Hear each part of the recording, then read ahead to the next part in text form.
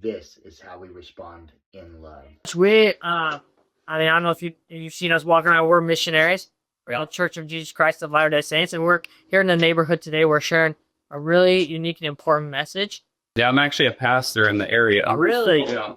But where we differ, so we call it the Godhead, right? Where we know there are three different beings, but when it says like one, they're one, right?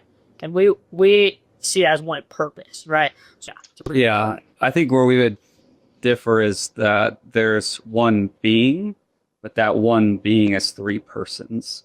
So there's only one that holds the nature of God, but that God's nature belongs to three persons: the Father, the Son, and the Spirit. So there's only one nature of God. There's only one God, divine being, but there are three persons that encompass that singular divine being, and that's how we make sense with passages like 1 Peter, where it says, we are saved according to the foreknowledge of God the Father in the sanctification of the Spirit for obedience to Jesus Christ.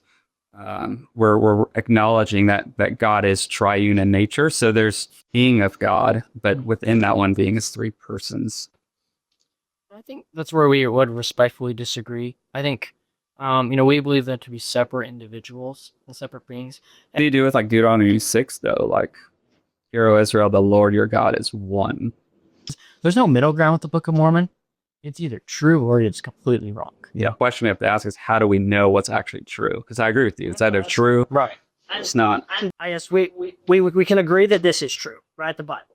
And so let's. Would you agree with that? The Bible's true. Yeah. I know. John 17, sanctify them by your word is true. Okay. Yeah. The thing with that is that, 1 John says to test every spirit to see if it is from God. The very idea of the Book of Mormon is that the true church has been lost. That's in direct contradiction to what Jesus says. He struggled with the Mormon doctrines that finite man can become a God someday.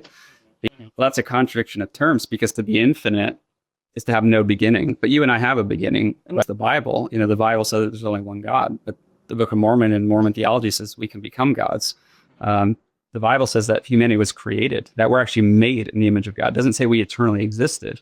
Where Paul, he warns that if even an angel comes to you and preaches to you a different gospel, a different Christ, a different God, that they are to be accursed. And I truly do think that is what the Latter-day Saint faith is. It's preaching another gospel. You guys are always welcome in my home. So just so you know, because I love you guys, you're image bearers of God, and I want you to know the truth because it's the truth that sets us free. And